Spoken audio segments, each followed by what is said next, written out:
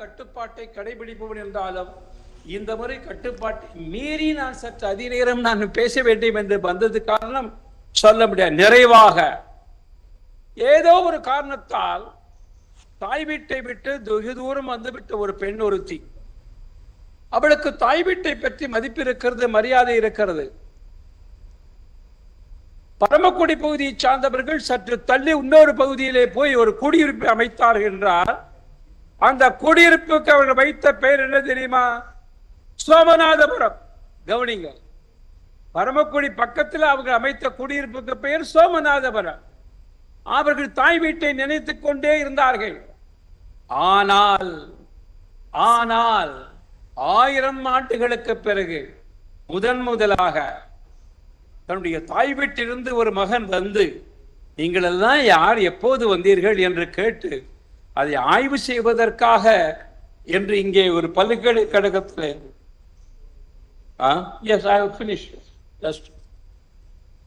ஆய்வு செய்வதற்காக வந்தது மாத்திரமல்லாமல் முதலாக ஏதோ 1000 ஆண்டுக்கு முன்பாக நீங்கள் சென்றிருக்கலாம், ஆனால் ஒரு முறை இன்று தாய் வீட்டுக்கு வாருங்கள் என்று அழைத்தாரே ஒரு தவமகன் நரேந்திர மோடி அவர்.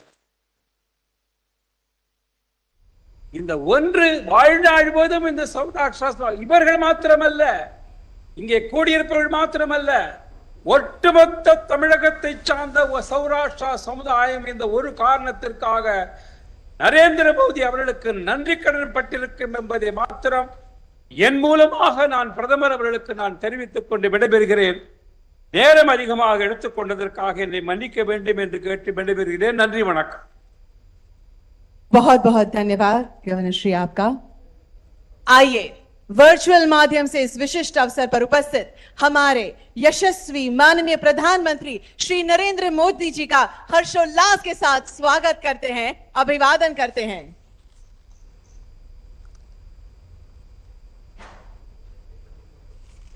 धन्यवाद। अब मैं गुजरात के माननीय मुख्यमंत्री श्री भूपेंद्र भाई पटेल को इस अवसर पर स्वागत संबोधन के लिए आमंत्रित करती हूं।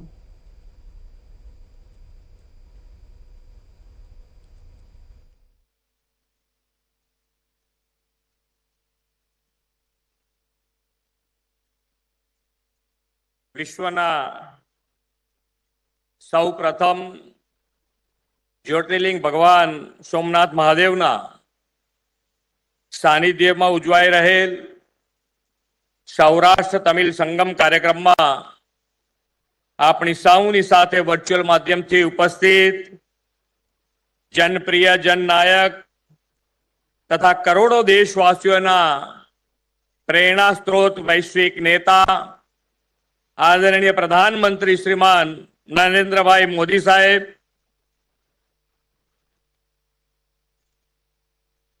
अपनी सौनी साथे मंच पर उपस्थित केंद्रीय मंत्री श्री परसोत्तमभाई रूपालाजी, श्री मीनाक्षी लेखी जी, केंद्रीय डेयरी पशुपालन राज्य मंत्री श्री एल मुरुगन जी, झारखंड राज्यपाल महोदय श्री सीपी राधाकृष्णन जी, नागालैंड राज्यपाल श्री एल.ए. गणेशन जी, संत श्री चंदल लांकारा जी, एस विजयरंकर जी, कुंवारना महाराजा श्री बाबाजी राजा भोंसले, हमारा साथी मंत्री श्री ऋषिकेश भाई पटेल, श्री मोड़ू भाई बेहरा, सांसद श्री राजेश भाई चुड़ासमा, श्री पान राधाकृष्णन जी, श्री रामभाई मोकरिया जी, सांसद और उपाध्यक्ष श्री डॉक्टर भारतीबेन शियाळ, मारा सौ साथी धारासभ्य श्रीओ, मंच पर उपस्थित सौ महानुभावों, प्रेस मीडिया अहीं उपस्थित सौ नागरिक भाईओ बहनों, प्रेस मीडिया ना मित्रों, सौ ने मारा नमस्कार। जय सोमनाथ। આજના અવસરે આપણી વચ્ચે ઉપસ્થિત આપણા વડાપ્રધાન શ્રીનું હૃદયથી હું સ્વાગત કરું છું। આપ સૌનું પણ આ પ્રસંગે હૃદયથી સ્વાગત કરું છું। વડાપ્રધાન શ્રી નરેન્દ્રભાઈ મોદીના સંકલ્પ એક ભારત શ્રેષ્ઠ ભારતને સાકાર કરતો આ કાર્યક્રમ છે. આ કાર્યક્રમ પશ્ચિમ અને દક્ષિણ ભારતના મિલનનો ઐતિહાસિક અને અનન્ય અવસર છે. ભારતના બે રાજ્ય ગુજરાત અને તામિલનાડુના ધાર્મિક, સામાજિક, સાંસ્કૃતિક અને ઐતિહાસિક જોડાણને ઉજાગર કરતો આ મહાસંગમ છે. ઇતિહાસના સાક્ષી છે કે આક્રાંતાઓએ આપણા સાંસ્કૃતિક તાણાવાણાને વિખેરવાના અને ભારતની એકતાને તોડવાના ભરપૂર પ્રયાસો કર્યા હતા. પરંતુ મા ભારતીએ સમયે સમયે રાષ્ટ્રને એકજૂટ કરનારા એવા વીર સપૂતોને ઉછેર્યા કે જેમણે આપણી એકતાને અખંડિતતા રાખી છે. શંકરાચાર્યજીએ ભારતનું ધાર્મિક એકાકીકરણ કર્યું, ભારતનો ધાર્મિક પિંડ બાંધી આપ્યો. વિદ્વાન આચાર્ય ચાણક્યએ ભારતનું સૌ પ્રથમ રાજકીય એકીકરણ કરાવ્યું. લોહ પુરુષ સરદાર વલ્લભભાઈ પટેલે આધુનિક ભારતનું ભૌગોલિક એકીકરણ કર્યું અને આપણા વર્તમાનમાં યશસ્વી વડાપ્રધાન શ્રી નરેન્દ્રભાઈ મોદી ભારતના સામાજિક સાંસ્કૃતિક એકીકરણની સાથે એક ભારત શ્રેષ્ઠ ભારતને સાકાર કરી રહ્યા છે. ગુજરાત એવી ભૂમિ છે જેણે અન્ય દેશ, ધર્મ, જાતિ, પ્રાંત કે ભાષાના લોકોને હંમેશા આવકાર્યા છે. ઈરાનથી પારસીઓ મુસ્લિમના આક્રમણથી બચીને ગુજરાત આવ્યા અને કાયમ માટે વસી ગયા. બીજા વિશ્વયુદ્ધ વખતે પોલેન્ડના હજારો સ્ત્રીઓ, બાળકો પોતાનો જીવ બચાવવા હિજરત કરીને જામનગરમાં આશરો લેવા આવ્યા હતા અને જામ સાહેબે તેમને આશ્રય આપ્યો હતો. સદીઓથી સમુદ્ર માર્ગે અન્ય પ્રદેશો સાથે જોડાયેલા સુખી, સમૃદ્ધ અને વ્યાપારશીલ રાજ્ય ગુજરાતને હંમેશા બીજાને સ્વીકાર્યા છે. પરંતુ ગુજરાતના ઇતિહાસમાં કદાચ એવી પહેલી ઘટના હતી કે ગુજરાતની પ્રજાને આક્રાંતાઓથી બચવા માટે હિજરત કરી હોય. ભારતના એક વિસ્તારમાંથી હિજરત કરી રહેલા પીડિત બાંધવોને ભારતના જ બીજા ભાગના લોકોએ આવકાર્યા અને હિજરતીઓએ એ પ્રદેશને પણ પોતીકો ગણીને તેમની સાથે રહેવા લાગ્યા. તામિલનાડુથી વસેલા અને સૌરાષ્ટ્રીઓ આજે પણ સૌરાષ્ટ્રના રીતિ રિવાજ, લગ્ન પદ્ધતિ, યજ્ઞ, ભજન સંસ્કૃતિના વારસાને જાળવીને પણ ત્યાં દૂધમાં સાકરની જેમ ભળી ગયા છે. ભારતની આઝાદીની ચળવળમાં પણ સૌરાષ્ટ્રીયન તમિલોએ ઉત્સાહભેર ભાગ લીધો. 1000 વર્ષમાં આ સમુદાયે તામિલનાડુમાં સૌરાષ્ટ્રવાસી તમિલ તરીકે પોતાની ભૂમિ, ભાષા, સંસ્કૃતિ, સાહિત્ય, વણાટ કલા સર્વેને વારસો અકબંધ રાખીને દરેક ક્ષેત્રે ઉત્કૃષ્ટ યોગદાન આપ્યું છે. સૌરાષ્ટ્રવાસી આ સમુદાય પોતાના મૂળથી સંપૂર્ણપણે જુદો થઈ ગયો હતો. આમ છતાં તેણે પોતાની તમામ પ્રકારની પ્રણાલિકાઓ જાળવી રાખી, એ મોટી વાત છે. આ જ ગુજરાતીની અસ્મિતા અને ગુજરાતીનું ખમીર છે. ગુજરાત અને તામિલનાડુ આ રીતે 1000 વર્ષ જૂનો ભાઈચારાનો સંબંધ છે. ભારતના બે રાજ્યોનું આ પ્રકારનું ઋણાનુબંધ બહુ ભાગ્યે જ બીજે જોવા મળશે. ગુજરાત તામિલનાડુના આ ઋણાબંધને, આ જોડાણને ઉજાગર કરવાનો વિચાર આઝાદીના દશકાઓ સુધી કોઈને આવ્યો નહીં. લગભગ 1000 વર્ષ પછી કોઈએ સૌરાષ્ટ્ર અને તામિલનાડુના સંબંધો વિશે વિચાર્યું તો તે આપણા લોકલાડીલા નેતા વડાપ્રધાન શ્રી નરેન્દ્રભાઈ મોદીએ વિચાર્યું છે. આજે એમના જ પ્રયાસોના પરિણામે આજે આપણે અહીં સૌ સંગમ ફેસ્ટિવલ માણી રહ્યા છીએ. તામિલનાડુથી આવેલા આ મહેમાનો ગુજરાતમાં શ્રી સોમનાથ જ્યોતિર્લિંગ મંદિર, શ્રી દ્વારકાધીશ મંદિરના દર્શન કર્યા છે અને સ્ટેચ્યુ ઓફ યુનિટી અને એકતા નગરના બહુવિધ આકર્ષણોની મુલાકાત પણ લીધી છે. દેવળિયા સફારી પાર્ક, સાસણ ગીરની મુલાકાત લઈ મહેમાનોએ ગુજરાતનું રોમાંચક વન્ય જીવન નજીકથી નિહાળ્યું છે અને એશિયાની શાન સાવજ પણ જોયા છે. સૌરાષ્ટ્રીયન તમિલોએ કરેલા પ્રવાસ આપના દ્રષ્ટિવંત નેતૃત્વમાં ગુજરાત અને તામિલનાડુની જનતાને વધુ નજીક લાવશે એ ચોક્કસ છે. વડાપ્રધાનશ્રીએ બે રાજ્યોના પુનર્તન ઐતિહાસિક સંબંધને રાષ્ટ્રીય એકતાના આધાર તરીકે પ્રસ્થાપિત કરવાનું કાર્ય કર્યું છે. ગુજરાત અને નોર્થ ઇસ્ટ રાજ્યોના સંબંધોને ઉજાગર કરવાની અને વધુ સુદૃઢ કરવાની પહેલ તેમણે માધુપુર ગેટના મેળાને નેશનલ ફેસ્ટિવલનું સ્વરૂપ આપીને કરી.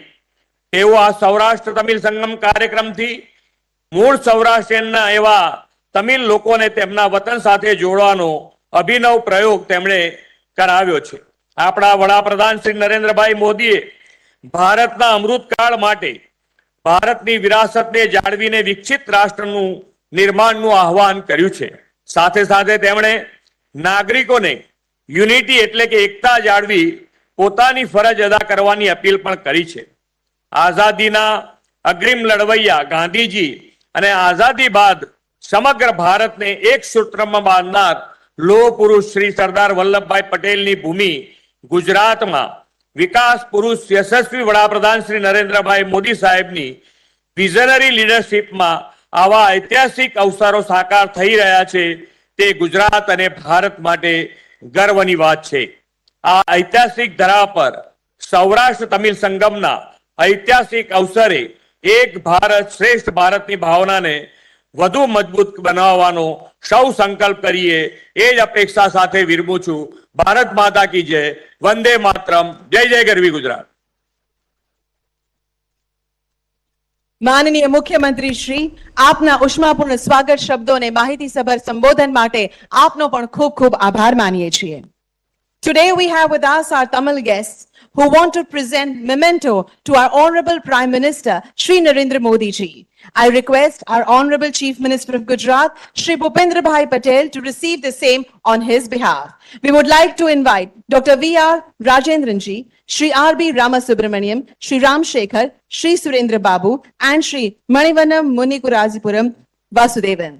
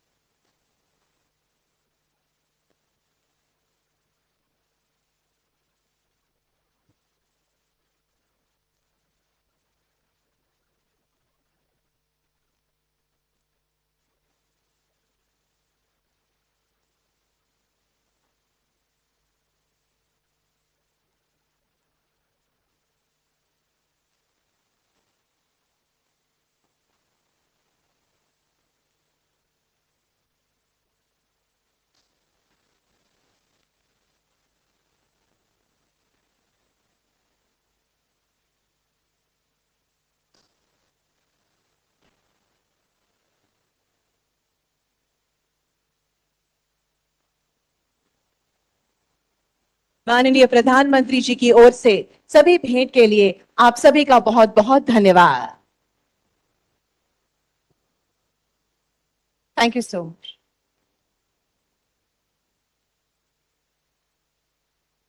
माननीय यशस्वी प्रधानमंत्री श्री नरेंद्र मोदी जी ने शास्त्रों के विकास हेतु 2005 में जब वे गुजरात के मुख्यमंत्री थे तब श्री सोमनाथ संस्कृत यूनिवर्सिटी की स्थापना करवाई थी. इसी यूनिवर्सिटी ने माननीय प्रधानमंत्री जी की परिकल्पना सौराष्ट्र तमिल संगमम की सराहना के लिए 113 श्लोक द्वारा एक पुस्तिका तैयार की गई है. श्री सोमनाथ संस्कृत यूनिवर्सिटी के कवियों और विशेषज्ञों ने एक ग्रंथ की रचना की है जिसका ई विमोचन हमारे माननीय प्रधानमंत्री श्री रिमोट द्वारा दिल्ली से करेंगे.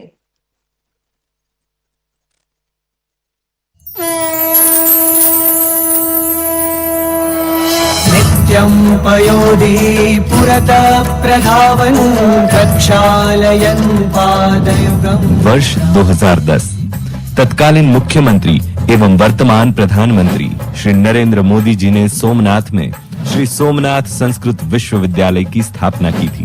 तब उन्होंने बताया था कि यह विश्वविद्यालय एक व्यक्ति की नहीं बल्कि भविष्य की पीढ़ियों का निर्माण करेगा। मैं समझता हूँ हमारे संस्कृत विद्यालय, संस्कृत महाविद्यालय मानव जाति की जो संकट है उसके रास्ते इसमें से कैसे खोज करके दें तो संस्कृत भाषा रिलेवेंट हो जाएगी। इस यूनिवर्सिटी की स्थापना मनुष्य निर्माण के महाअभियान की शुरुआत है और इसी महाअभियान की ओर आगे बढ़ते हुए अनेकानेक छात्रों को संस्कृत की शिक्षा देते हुए आज संस्कृत सीखी हुई पारंगत पीढ़ी का निर्माण हो रहा है। 38 महाविद्यालय के साथ करीब 5000 से अधिक विद्यार्थी यूनिवर्सिटी से ज्ञान लेते हैं, जिसमें विदेशी विद्यार्थी भी शामिल है। माननीय मोदी जी के सूत्र एक भारत श्रेष्ठ भारत को सार्थक करते हुए सोमनाथ में जब सौराष्ट्र तमिल संगमम हो रहा है, तब जैसे पुरातन युग में किसी महान कार्य का स्तुति लेखन होता था, वैसे ही सौराष्ट्र तमिल संगमम के इस पवित्र पर्व को सदियों तक याद रखने हेतु विश्वविद्यालय के कुलपति ने अपने आचार्यों और छात्रों को इस पर्व की स्तुति लिखने का कार्य दिया और देखते ही देखते यह संस्कृत स्तुतियों ने सौराष्ट्र तमिल संगम प्रशस्ति पुस्तक का रूप ले लिया। स्तुति लेखन जैसे पवित्र कार्यों से माननीय नरेंद्र मोदी जी ने संस्कृत से संस्कृति उन्नयन का जो स्वप्न देखा था, आज वह साकार कर रहे हैं और आज माननीय प्रधानमंत्री श्री नरेंद्र मोदी जी के कर कमलों से इस पुस्तक का विमोचन हो रहा है।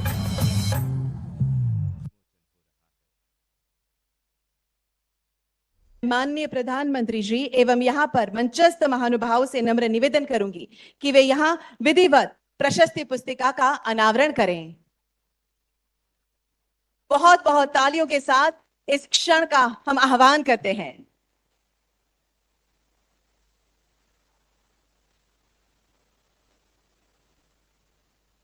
माननीय प्रधानमंत्री जी और समस्त महानुभावों का बहुत बहुत धन्यवाद। The confluence Saurashtra Tamil Sangamam has been a remarkable step and has turned out to be a significant success, showcasing brotherhood, humanity and unity. आइए इसी पर आधारित एक चलचित्र देखते हैं। धन्यवाद। महान भारत की अस्मिता का प्रतीक है गुजरात के समुद्र तट पर स्थित प्रथम ज्योतिर्लिंग सोमनाथ धाम। सदियों पहले सोमनाथ पर हुए लगातार विधर्मी आक्रमणों के कारण गुजरात के सौराष्ट्र क्षेत्र से तमिलनाडु प्रदेश में हुआ था बड़ी संख्या में नागरिक स्थानांतरण।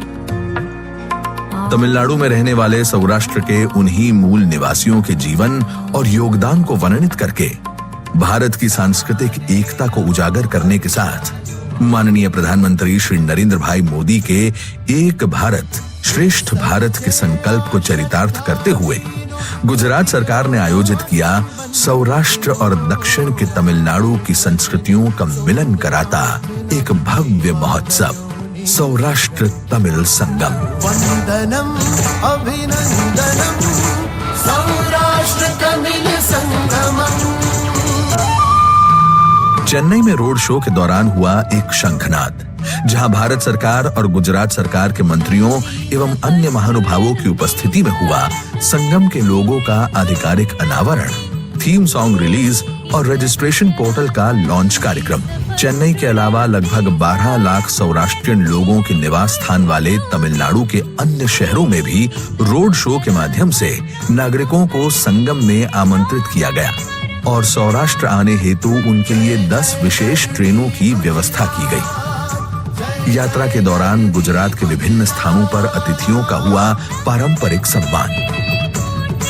वेरावल पहुंचने पर हुए भव्य स्वागत और अपने पूर्वजों की मातृभूमि पर मधुर सत्कार पाकर सौराष्ट्रियन तमिलों में पुनर्मिलन की भावना जागृत हुई और अग्रजों की धरती पर वे हुए नतमस्तक। सौराष्ट्र तमिल संगमम।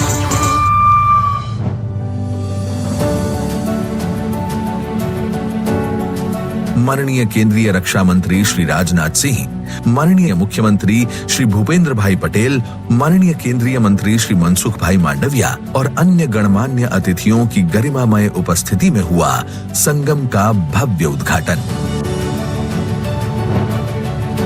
अतिथियों ने सबसे पहले प्रथम ज्योतिर्लिंग सोमनाथ का भ्रमण किया, जहां उन्होंने सोमनाथ महादेव के दर्शन और आरती का लाभ उठाया तथा रात्रि में आयोजित लाइट एंड साउंड शो के माध्यम से वे अवगत हुए सोमनाथ के गौरवशाली अतीत से। केंद्र और गुजरात के माननीय मंत्रियों की प्रेरक उपस्थिति में आयोजित हुआ इंटरैक्शन विद लीडर्स कार्यक्रम, जिसमें दोनों राज्यों के लोग जुड़े और अपने नेताओं से की रूबरू चर्चा। वहीं एग्जीबिशन एक्सपो में अतिथिगण परिचित हुए दोनों प्रदेशों की संस्कृति, शिक्षा एवं बुनाई, हस्तकला, चित्रकला और शिल्पकला जैसी विभिन्न कला विधाओं से। आगंतुकों ने बीच वॉलीबॉल, बीच हैंडबॉल और रसाकशी जैसे विभिन्न खेलों में भाग लिया और समुद्र तट पर बनाए गए दोनों प्रदेशों की संस्कृति को दर्शाते सुंदर रेत शिल्पों को देखने के अतिरिक्त ऊंट की सवारी का भी आनंद लिया। देश के गौरव समान एशियाई शेरों के घर यानी देवलिया नेशनल पार्क का अतिथियों ने भ्रमण किया तो द्वारका में भगवान द्वारकाधीश, नागेश्वर ज्योतिर्लिंग तथा पितृमोक्ष की महिमा वाले रुक्मणी मंदिर में दर्शन करके अतिथियों ने धन्यता का अनुभव किया। इसके बाद उन्होंने अति रमणीय ब्लू फ्लैग बीच शिवराजपुर का दौरा किया। आगंतुकों ने सोमनाथ और द्वारका के आसपास के गांवों का भी भ्रमण किया, जहां स्थानीय ग्रामजनों ने उनका भावभीना स्वागत किया और पुनर्जीवित किया परस्पर पुराने संबंधों को। एकता के प्रतीक समान स्टैच्यू ऑफ यूनिटी का दौरा करके और अद्भुत लेजर शो देखकर आगंतुकों ने अखंड भारत के शिल्पी सरदार वल्लभ भाई पटेल की जीवन गाथा जानी।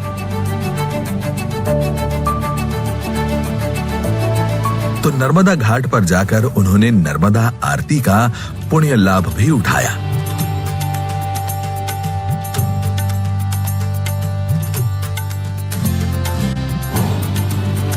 मनोरंजक सांस्कृतिक कार्यक्रमों में कलाकारों ने दोनों प्रदेशों की संस्कृतियों को दर्शाती मनमोहक कृतियों को प्रस्तुत करके लोगों को किया मंत्रमुग्ध।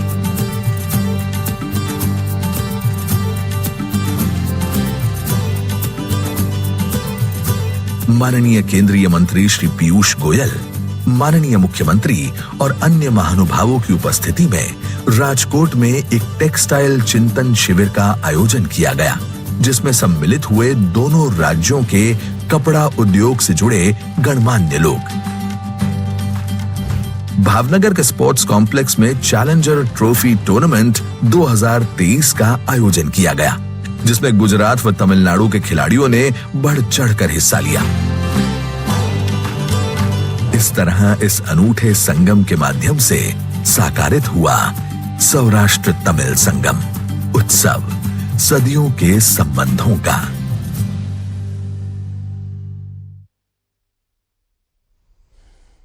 आइए सौराष्ट्र तमिल संगमम की अभूतपूर्व सफलता के लिए तालियों के साथ माननीय प्रधानमंत्री जी का धन्यवाद करते हैं। धन्यवाद। जिन्हें देश की एकता, अखंडता एवं विकास की असीम परवाह है, जो सभी देशवासियों को साथ लेकर नए भारत की रचना के लिए सदैव प्रतिबद्ध है, वैसे हमारे अत्यंत प्रिय, सम्माननीय, यशस्वी प्रधानमंत्री जी को आइए तालियों की गड़गड़ाहट के साथ उनके स्वागत संबोधन के लिए आमंत्रित करते हैं।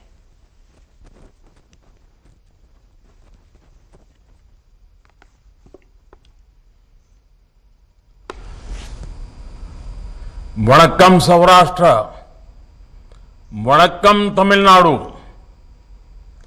गुजरात के मुख्यमंत्री श्री भूपेंद्र भाई पटेल, नागालैंड के राज्यपाल श्री एल गणेशन, झारखंड के राज्यपाल सीपी राधाकृष्णन जी, केंद्रीय मंत्रिमंडल में मेरे सहयोगी भाई पुरुषोत्तम रूपाला जी, एल मुरुगन जी, मीनाक्षी लेखी जी, इस कार्यक्रम से जुड़े अन्य महानुभाव, देवी और सज्जनों,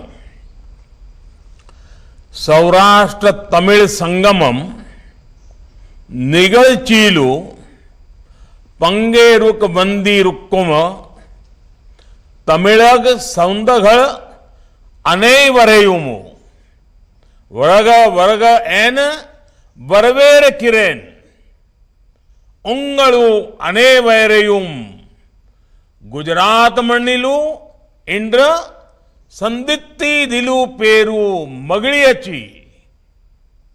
साथियों, ये बात सही है कि अतिथि सत्कार का सुख बहुत अनूठा होता है, लेकिन जब कोई अपना ही वर्षों बाद लौटकर घर आता है तो उस सुख की, उस उत्साह और उल्लास की बात ही कुछ अलग होती है। आज उसी गदगद हृदय से सौराष्ट्र का हर एक जन तमिलनाडु से आए अपने भाइयों और बहनों के स्वागत में पलके बिछाए हैं। आज उसी गदगद हृदय से मैं भी तमिलनाडु से आए मेरे अपनों के बीच वर्चुअली उपस्थित हूं। मुझे याद है, जब मैं मुख्यमंत्री था तब 2010 में मैंने मदुरई में ऐसे ही भव्य सौराष्ट्र संगम का आयोजन किया था। उस आयोजन में हमारे 50,000 से अधिक सौराष्ट्र के भाई बहन शामिल होने आए थे और आज सौराष्ट्र की धरती पर स्नेह और अपनेपन की वैसी ही लहरें दिख रही है। इतनी बड़ी संख्या में आप सब तमिलनाडु से अपने पूर्वजों की धरती पर आए हैं, अपने घर आए हैं।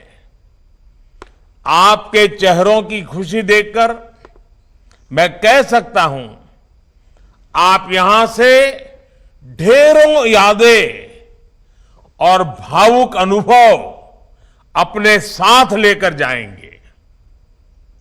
आपने सौराष्ट्र के पर्यटन का भी भरपूर आनंद लिया है। सौराष्ट्र से तमिलनाडु तक देश को जोड़ने वाले सरदार पटेल की स्टैच्यू ऑफ यूनिटी की, उसके भी आपने दर्शन किए हैं। यानी अतीत की अनमोल स्मृतियां, वर्तमान का अपनत्व और अनुभव और भविष्य के लिए संकल्प और प्रेरणाएं। सौराष्ट्र तमिल संगमम, उसमें हम इन सभी का एक साथ दर्शन कर रहे हैं। मैं इस अद्भुत आयोजन के लिए सौराष्ट्र और तमिलनाडु के सभी लोगों को बधाई देता हूं, आप सभी का अभिनंदन करता हूं। साथियों, आज आजादी के अमृत काल में हम सौराष्ट्र तमिल संगमम जैसे सांस्कृतिक आयोजनों की एक नई परंपरा के गवाह बन रहे हैं।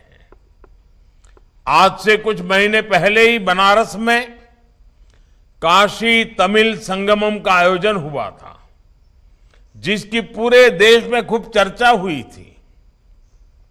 उसके बाद देश के अलग अलग हिस्सों में इस तरह के कार्यक्रमों के कई स्वतः स्फूर्त प्रयास शुरू हुए हैं और आज सौराष्ट्र की धरती पर एक बार फिर हम भारत की दो प्राचीन धाराओं का संगम होता देख रहे हैं। सौराष्ट्र तमिल संगमम का यह आयोजन केवल गुजरात और तमिलनाडु का संगम नहीं है, ये देवी मीनाक्षी और देवी पार्वती के रूप में एक शक्ति की उपासना का उत्सव भी है। ये भगवान सोमनाथ और भगवान रामनाथ के रूप में एक शिव की भावना का उत्सव भी है। ये संगमम नागेश्वर और सुंदरेश्वर की धरती का संगम है। ये श्री कृष्ण और श्री रंगनाथ की धरती का संगम है। ये संगम है नर्मदा और वैगई का। ये संगम है डांडिया और कोलाठम का।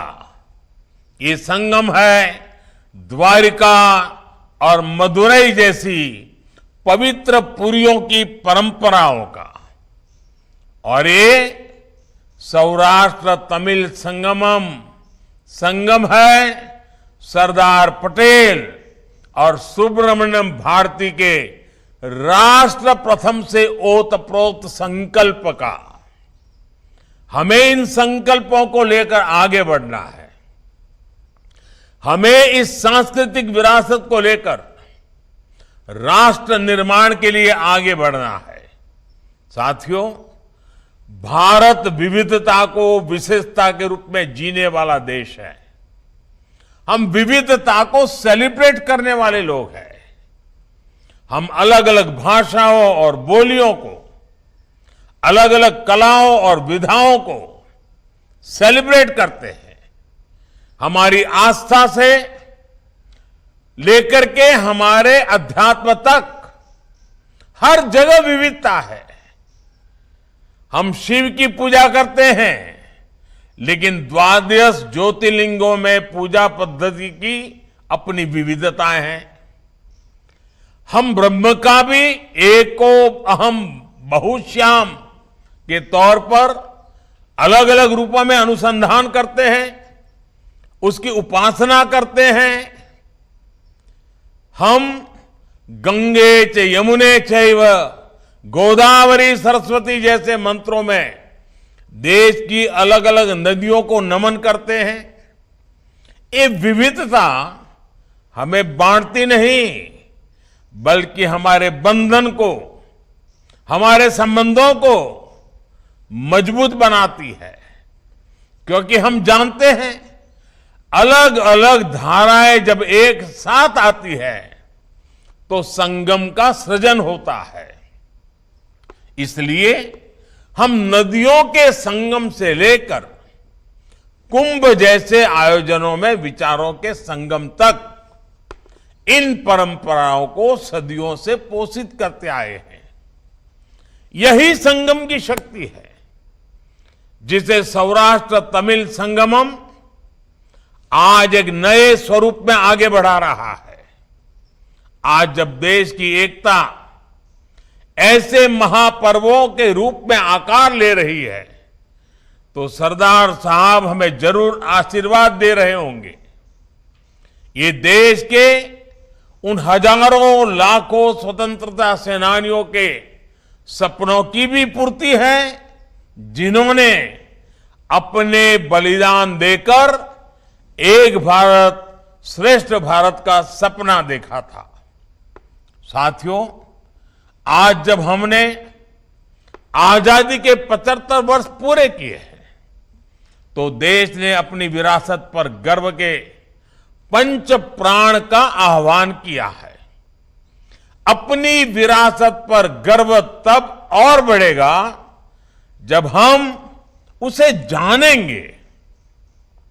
गुलामी की मानसिकता से मुक्त होकर अपने आप को जानने की कोशिश करेंगे।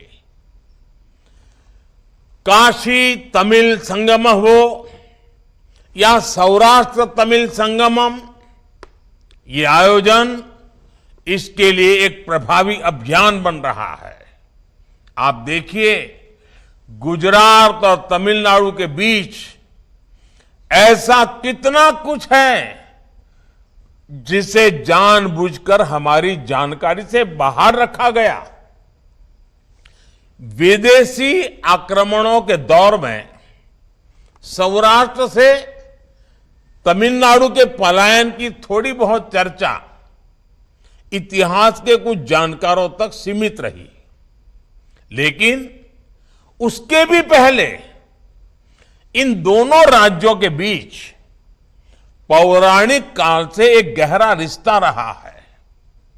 सौराष्ट्र और तमिलनाडु का, पश्चिम और दक्षिण का ये सांस्कृतिक मेल एक ऐसा प्रवाह है जो हजारों वर्षों से गतिशील है। साथियों, आज हमारे पास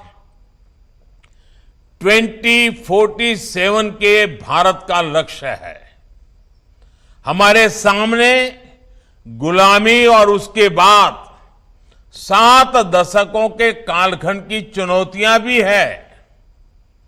हमें देश को आगे लेकर जाना है, लेकिन रास्ते में तोड़ने वाली ताकतें भी मिलेगी, भटकाने वाले लोग भी मिलेंगे। लेकिन भारत कठिन से कठिन हालातों में भी कुछ नया करने की ताकत रखता है। सौराष्ट्र और तमिलनाडु का साझा इतिहास हमें ये भरोसा देता है। आप याद करिए, जब भारत पर विदेशी आक्रांताओं के आक्रमण शुरू हुए, सोमनाथ के रूप में देश की संस्कृति और सम्मान पर पहला इतना बड़ा हमला हुआ। सदियों पहले के उस दौर में आज के जैसे संसाधन नहीं थे, इंफॉर्मेशन टेक्नोलॉजी का दौर नहीं था, आने जाने के लिए तेज ट्रेनें और प्लेन नहीं थे। लेकिन हमारे पूर्वजों को ये बात पता थी कि हिमालयात समारंभ्य यावत इंदु सरोवरम तम देव निर्मितम देशम हिंदुस्तानम प्रचक्षते, अर्थात हिमालय से लेकर हिंद महासागर तक ये पूरी देवभूमि हमारा अपना भारत देश है। इसलिए उन्हें ये चिंता नहीं हुई कि इतनी दूर नई भाषा, नए लोग, नया वातावरण होगा तो वहां वो कैसे रहेंगे। बड़ी संख्या में लोग अपनी आस्था और पहचान की रक्षा के लिए सौराष्ट्र से तमिलनाडु चले गए। तमिलनाडु के लोगों ने उनका खुले दिल से, परिवार भाव से स्वागत किया। उन्हें नए जीवन के लिए सभी स्थायी सुविधाएं दी। एक भारत श्रेष्ठ भारत का इससे बड़ा और बुलंद उदाहरण और क्या हो सकता है। साथियों, महान संत थिरुवल्लुवर जी ने कहा था, अगन अमरंदु शेयाल उरेयुम मुनो अमरंदु नलु विरंदु ओम्बो वान इलू, यानी सुख, समृद्धि और भाग्य उन लोगों के साथ रहता है जो दूसरों का अपने यहां खुशी खुशी स्वागत करते हैं। इसलिए हमें सांस्कृतिक टकराव नहीं, तालमेल पर बल देना है। हमें संघर्षों को नहीं, संगम और समागमों को आगे बढ़ाना है। हमें भेद नहीं खोजने, हमें भावात्मक संबंध बनाने हैं। तमिलनाडु में बसे सौराष्ट्र के मूल के लोगों ने और तमिलगम के लोगों ने इसे जीकर दिखाया है। आप सबने तमिल को अपनाया, लेकिन साथ ही सौराष्ट्र की भाषा को, खान पान को, रीति रिवाजों को भी याद रखा। यही भारत की वो अमर परंपरा है जो सबको साथ लेकर समावेश के साथ आगे बढ़ती है, सबको स्वीकार करके आगे बढ़ती है। मुझे खुशी है कि हम सब अपने पूर्वजों के उस योगदान को कर्तव्य भाव से आगे बढ़ा रहे हैं। मैं चाहूंगा कि आप स्थानीय स्तर पर भी देश के अलग अलग हिस्सों से लोगों को इसी तरह आमंत्रित करें, उन्हें भारत को जानने और जीने का अवसर दें। मुझे विश्वास है सौराष्ट्र तमिल संगमम इसी दिशा में एक ऐतिहासिक पहल साबित होगा। आप इसी भाव के साथ फिर एक बार तमिलनाडु से आप इतनी बड़ी तादाद में आए, मैं खुद वहां आकर के आपका स्वागत करता तो मुझे और अच्छा आनंद आता, लेकिन समय अभाव से मैं नहीं आ पाया। लेकिन आज वर्चुअली मुझे आप सबके दर्शन करने का अवसर मिला है। लेकिन जो भावना इस पूरे संगम में हमने देखी है, उस भावना को हमें आगे बढ़ाना है, उस भावना को हमें जीना है और उस भावना के लिए हमारी आने वाली पीढ़ियों को भी तैयार करना है। इसी भाव के साथ आप सभी का बहुत बहुत धन्यवाद। वणक्कम।